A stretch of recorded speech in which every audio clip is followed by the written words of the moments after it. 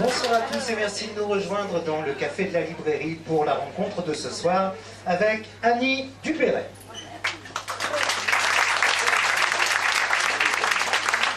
On est ravis de vous recevoir pour cet ouvrage superbe, Les photos d'Annie, un livre paru aux éditions du Seuil.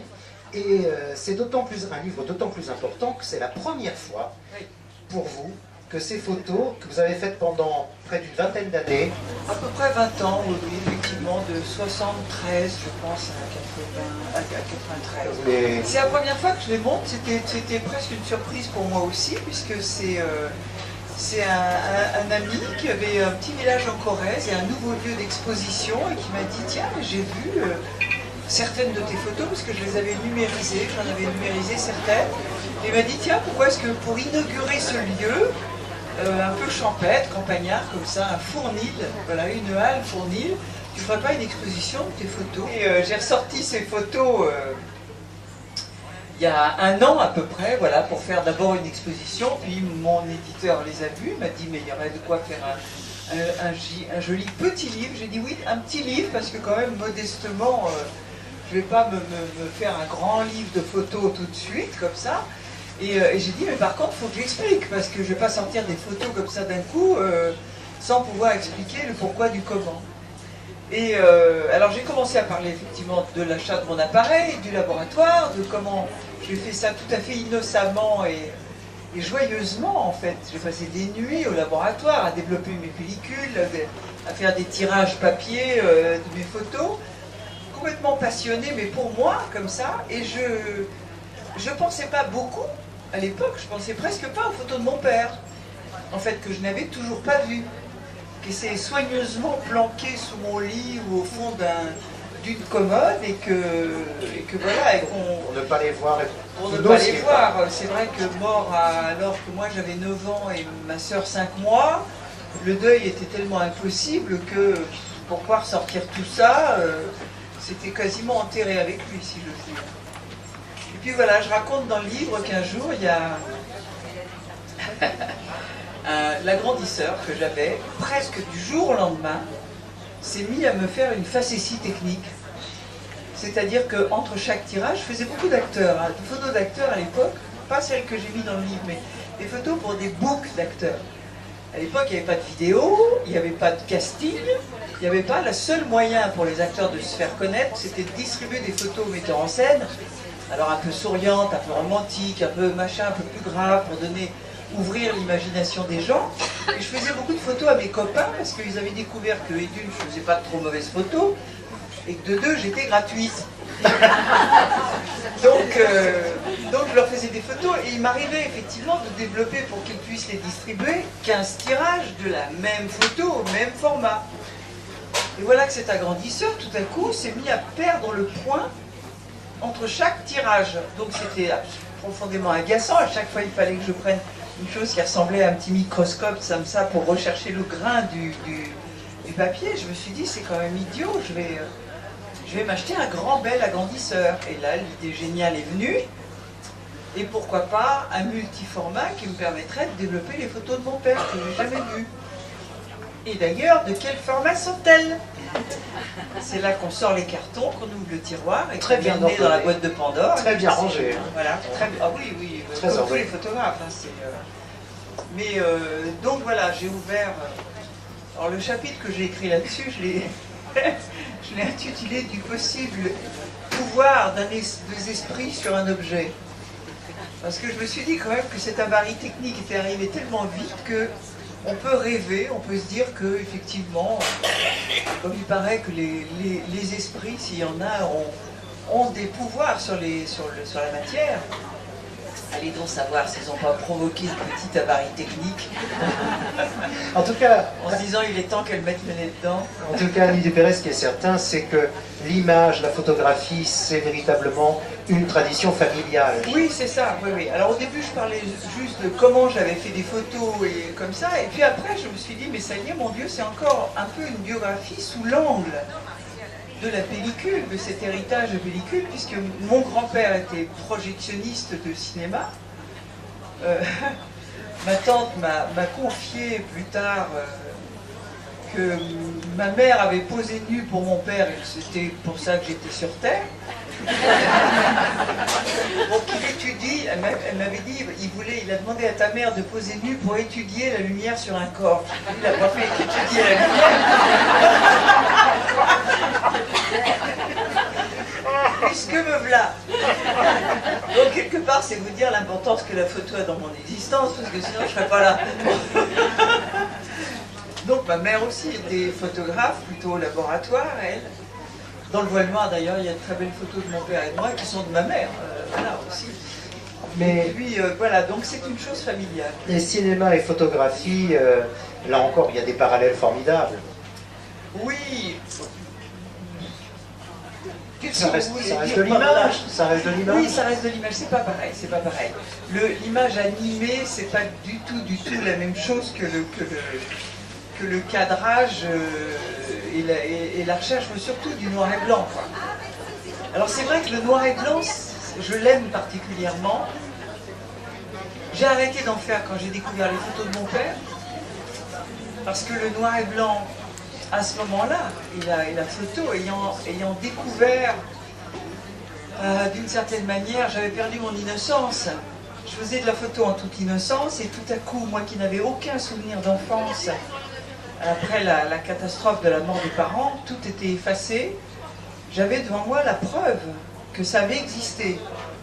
Donc la photo, si vous voulez, dans le sens où elle fixe ce qui va mourir, et qu'on regardera un jour, alors qu'on ne sera plus là, ou qu'il y aurait eu un drame et tout ça, le côté dramatique, disons, du fait, même de faire une photo, m'a tout à coup paralysé. Par contre, j'ai continué à faire des photos, mais en couleur cette fois, de mes enfants. Je me suis forcée, ayant constaté qu'effectivement il y avait cette portée dramatique de la photo en photographie, ce qui ne sera plus. Voilà. Et je me suis au début forcée, puis après le plaisir est revenu de photographier l'enfance de mes enfants pour leur laisser une trace. Voilà. Pour leur laisser une preuve et un témoignage de leur enfance heureuse. Annie Dupéret, est-ce que c'est un hasard qu'à la même époque que vous commencez la photographie, vous revenez au théâtre, notamment dans la compagnie Jean-Louis Barrault, et que vous écrivez votre premier roman? C'est à peu près dans le même moment. Oui, c'est pas un hasard, c'est pas un hasard. Effectivement, j'avais joué une ou deux pièces pendant que j'étais au conservatoire à 18 ans. Je veux dire que j'ai commencé tout ça très jeune quand même. Et le cinéma, puisque j'étais quand même une très très très jolie fille, j'en vois la preuve sur des photos justement, le cinéma m'avait happé jusqu'à à peu près 22-23 ans. Et puis, je crois que j'ai raconté chez Fogiel, je me rappelle sur son divan, qu'un jour j'avais eu un choc qui avait été très très salvateur pour moi. Pendant que j'étais en train de tourner dans un studio, j'étais à côté du décor, j'attendais, il y avait le metteur en scène et le producteur qui parlaient un peu plus loin, peut-être à une dizaine de mètres, comme ça. Et il s'exprimait en ces termes, il disait on a quand même de la chance, on a eu de la chance, elle est pas mal, hein, elle aime bien, elle aurait pu être incapable d'aligner 3 mots, mais enfin elle est bien. Et ça, comme ça, regardait dans ma direction, je me suis tournée pour regarder de qui il parlait derrière, il n'y avait personne. Et là, mais ça, je vous jure, mon sang n'a fait qu'un tour. Je crois que j'ai compris ce jour-là l'expression de ça, parce que j'ai subi ça et je me suis dit, mais c'est quand même incroyable. J'ai travaillé des classiques, j'ai fait 4 ans de conservatoire, et ces gens-là s'étonnent que je puisse aligner 3 phrases, mais donc ils n'attendent rien de moi, mais rien du tout, quoi, juste d'être jolie, point barre. Alors, et je me suis dit, il faut absolument que je revienne au théâtre, il faut absolument que c'est pas possible, je ne peux pas continuer comme ça, sinon je suis perdue, j'ai pensé je suis perdue. Et donc j'ai hurlé partout que je voulais refaire du théâtre, j'ai rencontré Jean-Louis Barrault, un ange ou je ne sais pas quoi, qui était au-dessus de moi et qui m'a juste suggéré d'aller à une réunion une soirée où je ne voulais pas aller, juste il y avait Barrault, que j'ai rencontré, qui m'a fait passer une audition dès le lendemain, enfin bon, encore soi-disant hasard quand j'ai mené ma vie qu'ils sont déments, quoi. Et puis j'ai appareil photo, l'écriture, en fait j'ai arrêté d'être juste un objet regardé. Voilà, j'ai repris ça en main, j'ai repris en main moi mon regard, mon expression théâtrale, et voilà. Alors vous évoquiez tout à l'heure votre laboratoire pour développer toutes ces photos. C'est quand même, rien que le laboratoire, c'est une histoire à lui tout seul. Oui, ça s'est passé.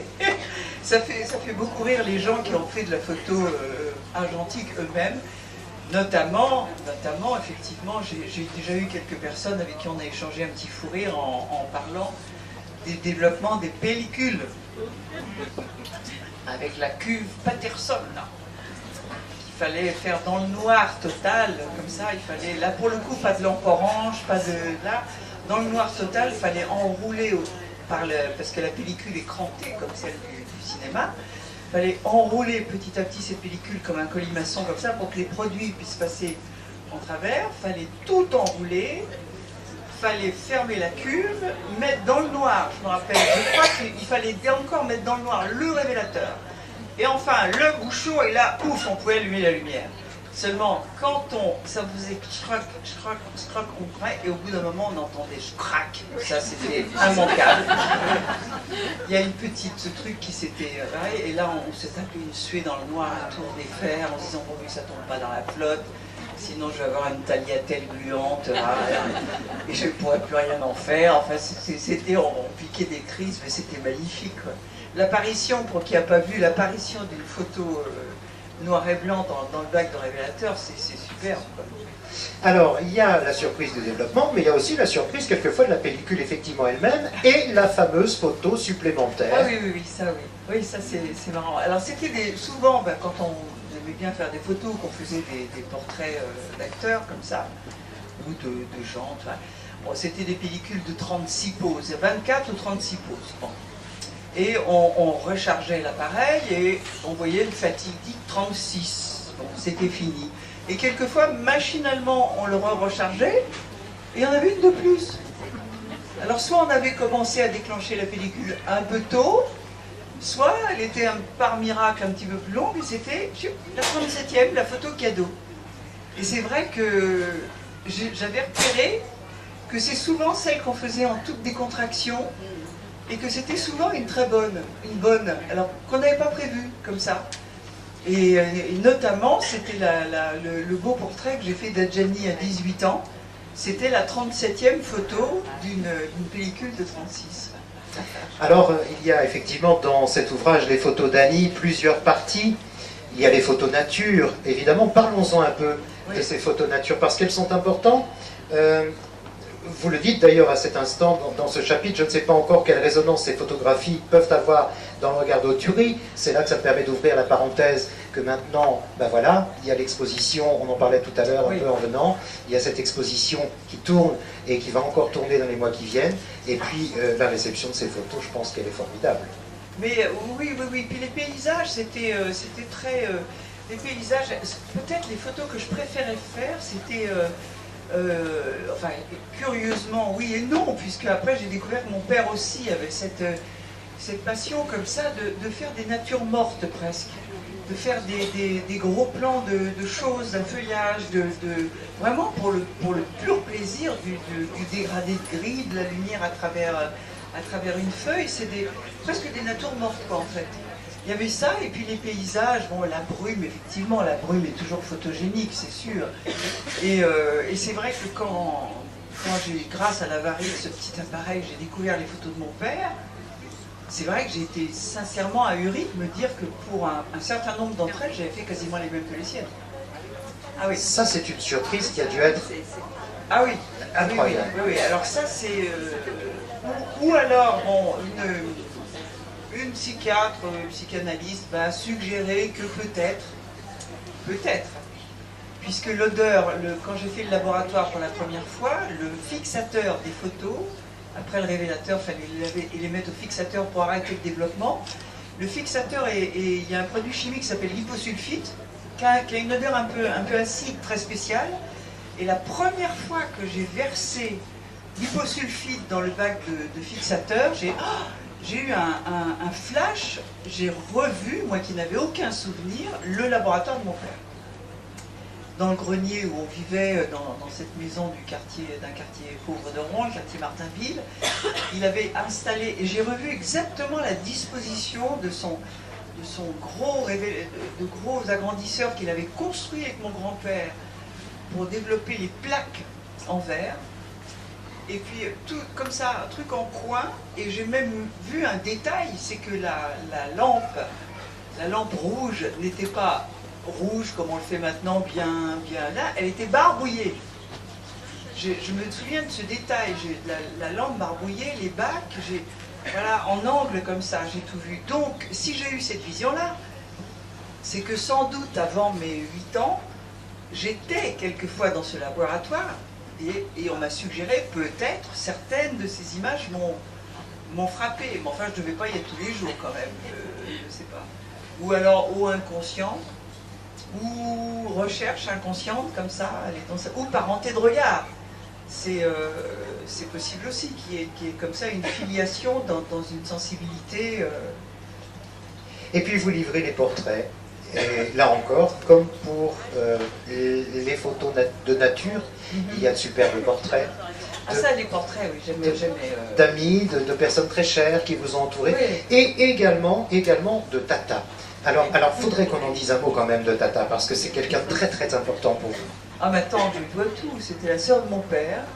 J'ai appris longtemps après qu'elle avait fortement insisté pour être ma tutrice, comme on dit, pour que ce soit elle qui m'élève à la mort de mes parents. Et bon, j'explique ça dans le dernier livre, là, Le rêve de ma mère, où je parle de Tata, parce que c'est un personnage incroyable, ma tante. Et c'était une femme sacrifiée. Alors elle rêvait d'être professeure, elle était extrêmement intelligente. Et elle a été sortie de l'école à 11 ans pour servir au bistrot de ma grand-mère, à Yvetot, pour que les frères fassent des études. Voilà, à l'époque c'était ça. Ma grand-mère a été veuve 3 fois, enfin c'est très gai la famille. Elle a été veuve 3 fois, et puis la fille a été sacrifiée. On a fait un jour un interview croisé avec Annie Ernaux que j'aime beaucoup, beaucoup. Parce qu'en fait, Annie, on s'était dit qu'Annie, en fait, elle a eu la chance que ma tante n'a pas eue, c'est d'être fille unique. Voilà, donc elle n'a pas été sacrifiée pour favoriser les frères, donc il n'y avait qu'un enfant, donc elle a fait ce qu'elle a voulu, mais ma tante, non. Et ma tante a gardé cette blessure comme ça jusqu'au bout, et quand elle m'a pris, elle était assez peu câline.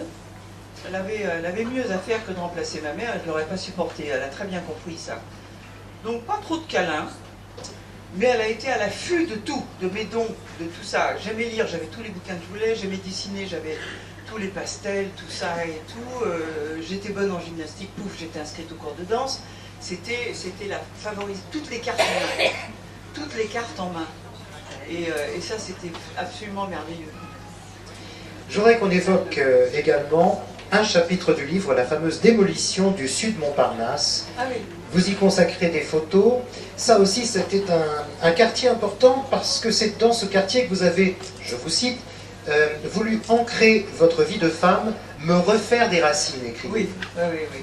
Oui, c'est vrai que là, j'ai fait, sans y penser, sans vouloir le faire, j'ai fait un travail de reporter, en fait, là. Et j'ai hésité à le mettre dans le livre, et je me suis dit, si, ça vaut le coup quand même, parce que ça a une signification pour moi.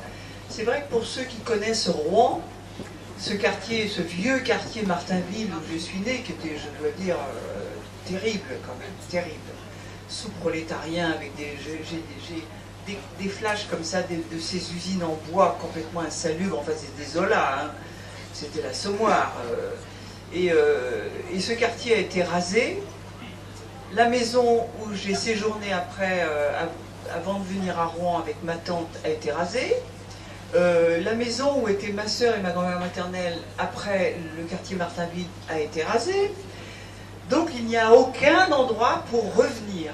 Essayez de retrouver des souvenirs. C'est quand même très, très curieux. C'est comme un destin, vraiment. Allez, hop, table rase de tout ça. Et quand je suis arrivée dans le 14e arrondissement, j'avais tout juste acheté mon appareil. Je me balade dans le 14e est séparé par l'avenue du Maine, comme ça, qui va vers la porte d'Orléans.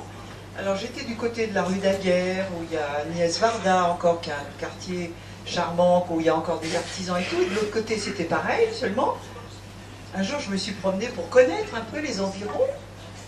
Et d'abord, je suis tombée sur une maison en me disant, mais démolition, mais elle est belle cette maison. Je n'ai pas compris. Et puis j'ai poursuivi dans la rue, j'ai vu qu'il y avait une autre maison encore à démolir, et puis encore une autre. Je me suis dit, mais qu'est-ce que c'est que ça? Et à un coin de rue, j'ai vu voilà, qu'il y avait tout un projet immobilier de destruction derrière la gare Montparnasse de, tenez-vous bien, 10 hectares.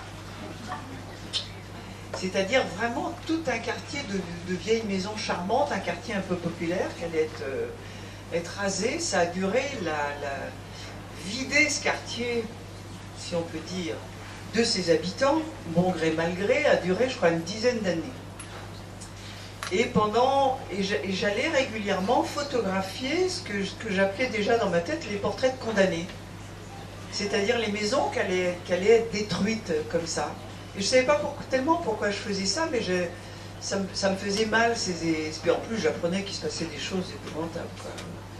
Il y avait des hommes de main qui œuvraient la nuit pour persuader les gens de partir, le nombre de gens, de vieux qui ont été collés à l'hospice et tout ça.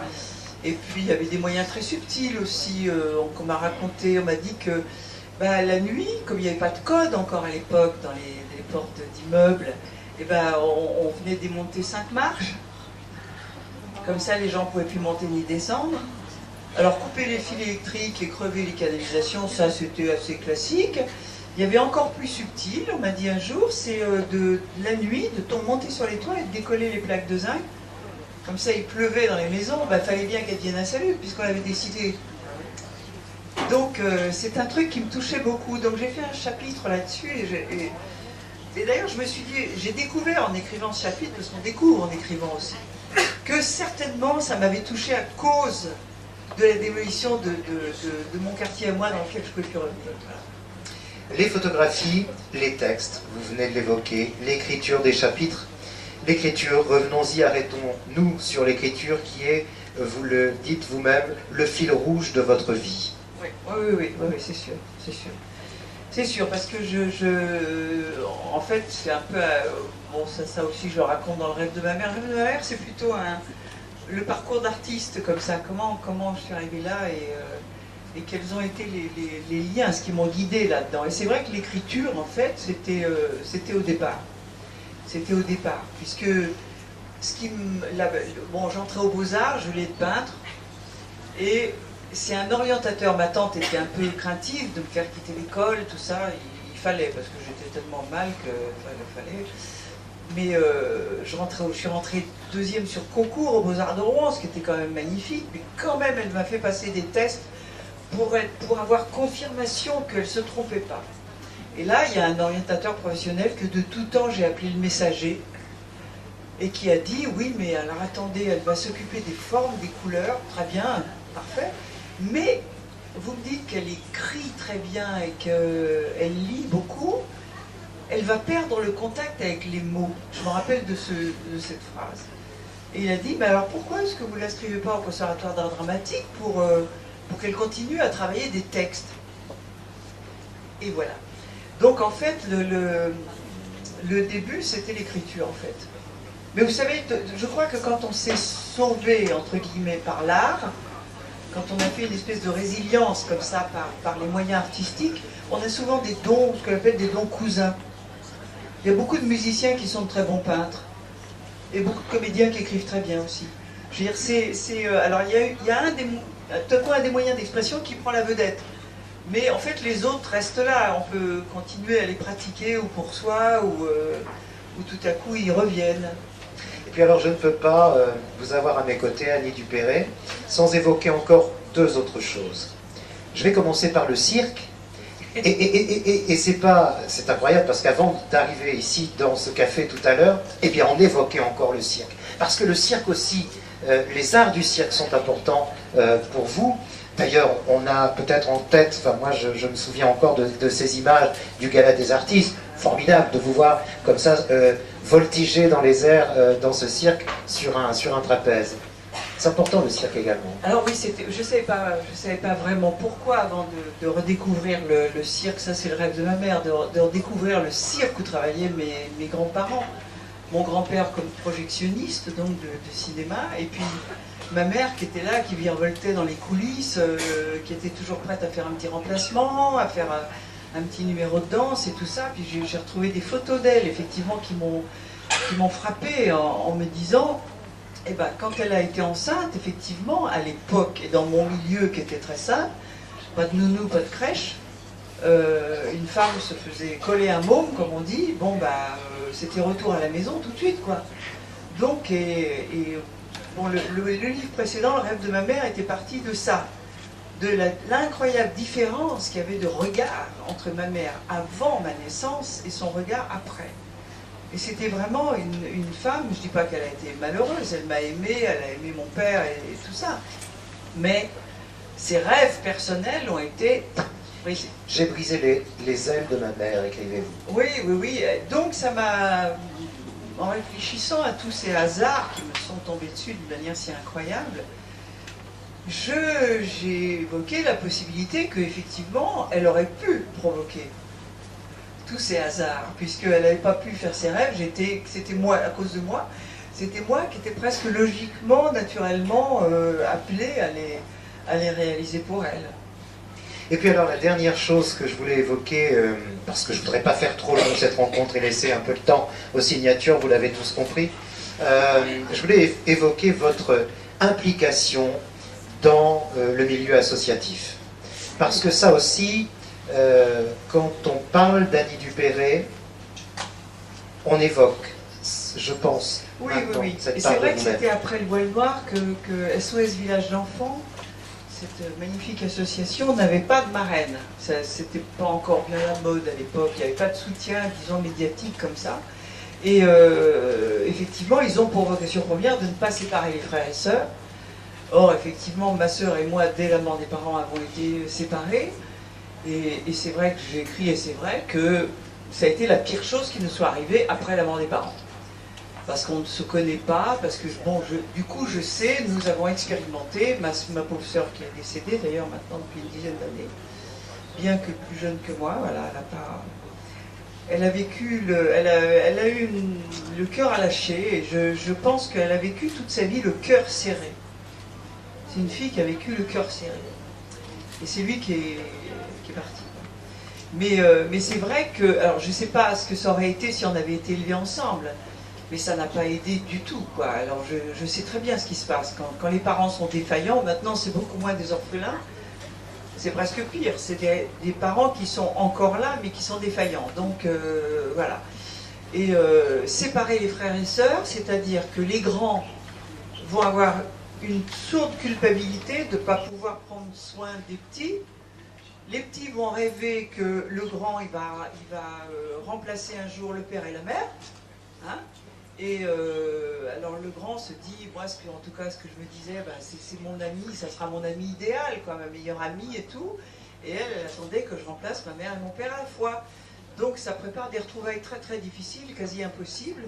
Et on passe toute sa vie comme ça à se chercher, à essayer de faire le point, on n'y arrive pas. Et donc c'est une catastrophe. Donc quand on peut, et c'est à mon avis, SOS Village d'Enfants est la seule association qui fait systématiquement le regroupement des frères et sœurs. Voilà. Et je crois aussi qu'il y a l'association, est-ce que je me trompe, le Rire Médecin? Le Rire Médecin. C'est ça, hein? Bien sûr, il y a le Rire Médecin. Voilà. Oui, oui, oui. Le Rire Médecin, les clowns à l'hôpital. Et ma fille a fait un très beau court-métrage d'ailleurs pour Arte sur deux clowns qu'elle a suivis comme ça. Elle a fait un très beau truc d'ailleurs. En parlant de pellicule, d'ailleurs elle m'a frappé d'ailleurs parce qu'elle avait un interview avant qui était diffusé avant le reportage d'Arte qu'elle avait fait. Et on lui a dit qu'est-ce que vous avez appris, qu'est-ce qui vous a le mieux plu dernièrement? Cadré. Enfin, je me suis dit, décidément. Voilà. Dernière question, Annie Dupéré. Maintenant que ce livre est là, que les photos, tout le monde les voit, maintenant que cette exposition suit son cours et parcourt la France, je sais qu'il y a des expositions prévues dans de nombreux festivals. Est-ce que vous êtes prêt à reprendre l'appareil photo? Prête à reprendre l'appareil photo? Je l'ai fait réviser déjà, c'est déjà pas mal, c'est déjà pas mal. Je l'ai fait réviser parce que vous savez au bout d'un... On ne va pas rentrer par là, par ici, on va sortir. Voilà, de façon à ce qu'on fasse entrée et sortie dans le café. D'accord? Merci, à tout à l'heure. C'est bon. Allez.